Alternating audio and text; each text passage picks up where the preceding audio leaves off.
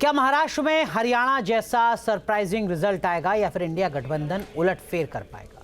इसको लेकर महाराष्ट्र में चुनावी महाभारत का सीन बना हुआ है।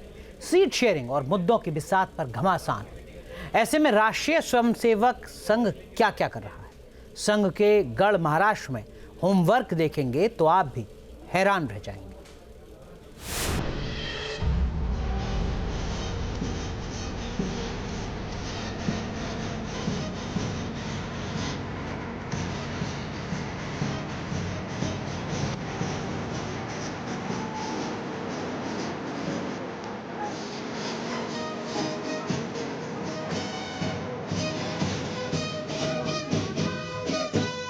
भगवान वाल्मीकि की जयंती सब मिलके मनाएं, भगवान रविदास की जयंती सब मिलके मनाएं। सारे पर्व त्योहार मिलके पूरा हिंदू समाज करे, सहभागी हो, बाहर से सहभागी हो, अंदर जाकर सहभागी हो।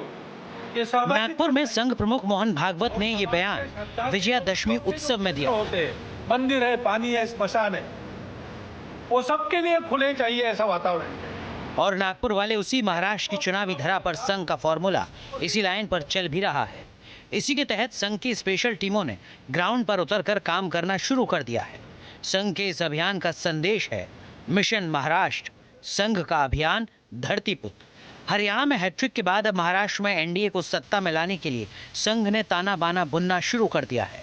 इसके लिए संघ ने अपने अनुभवी पदाधिकारी सह सरकार्यवाह अतुल लिमे को जिम्मेदारी सौंपी है, जो पिछले कई महीनों से महाराष्ट्र में ग्राउंड मिशन में लगे हैं।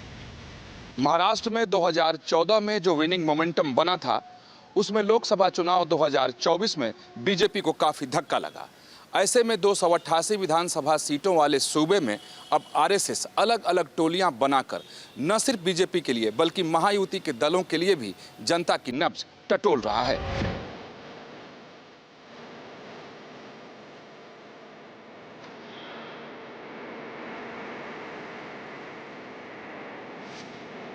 सूत्रों के मुताबिक महाराष्ट्र में आरएसएस ने 7,000 से ज्यादा छोटी छोटी बैठकें करने का फैसला लिया है। ये बैठकें सभी विधानसभा क्षेत्रों में आयोजित होंगी। अलग अलग समाज के लोगों के साथ तालमेल बढ़ाने पर फोकस होगा। महाराष्ट्र विधानसभा चुनाव में अपनी जीत को सुनिश्चित करने के लिए बीजेपी ने अलग अलग रणनीति बनाकर अपने नेताओं और कार्यकर्ताओं को मैदान में उतारने लगी है। साथ ही गैर मराठा राजनीति को धार देने के लिए धरती पुत्र अभियान भी चला रही है और इसमें साथ संघ का मिल रहा है। इसके जरिए बीजेपी अलग अलग जातीय समूह को साध कर अपने चुनावी उल्लू को सीधा कर लेना चाहती है।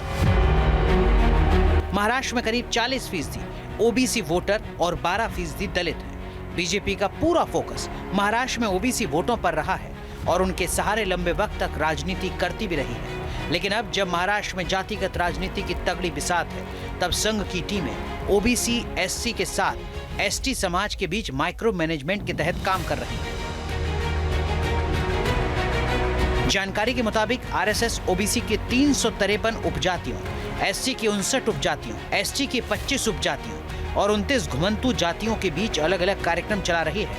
मुंबई और कोंकण बेल्ट की उन 5 जातियों को बीजेपी और शिंदे सेना से जोड़ने की कसरत जारी है, जो बाला साहेब के धरती पुत्र आंदोलन के बाद से ठाकरे परिवार के नजदीक रहे। इसी कड़ी में संघ लगातार मुंबई और ठाणे बेल्ट के प्रभु पठारे, आगरी, कोली, सीकेपी, दैवज्ञ, ब्राह्मण जातियों के बीच कार्यक्रम चला रहा है। हिंदू धर्म रक्षक सर सेनापति महानेता माननीय शिवसेना प्रमुख श्रीमान बाळासाहेब ठाकरे यांचा मराठी धरा महाराष्ट्र में कभी बाला साहेब ठाकरे ने धरती पुत्र आंदोलन चलाया था, जिससे न सिर्फ मराठी अस्मिता की धारा प्रभार राजनीति की शुरुआत हुई, बल्कि नॉन मराठी जातियों के समीकरणों में बड़ा उलटफेर हुआ था।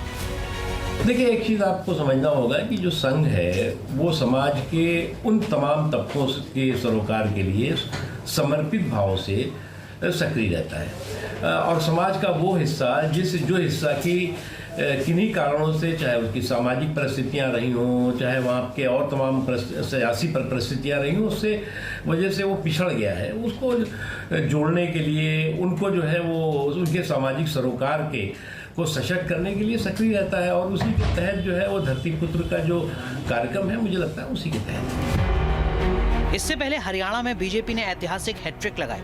तो उस महाजीत के पीछे संघ की जमीनी मेहनत काफी असरदार रही थी। राज्य भर में संघ ने अलग अलग समूहों और वर्गों के साथ क्षेत्रीय राष्ट्रीय मुद्दों पर खूब चर्चाएं जारी रखी। विपक्ष के नैरेटिव को संघ संगठन ने जमीन पर फैलने से रोका और इसी का असर है कि जब नतीजे आए तो विपक्ष के पैरों तले जमीन खिसक गई। विकास चंद्रा के साथ team news nation. News nation अब व्हाट्सएप पर खबरों के ताजा अपडेट के लिए न्यूज नेशन के इस QR कोड को स्कैन करें।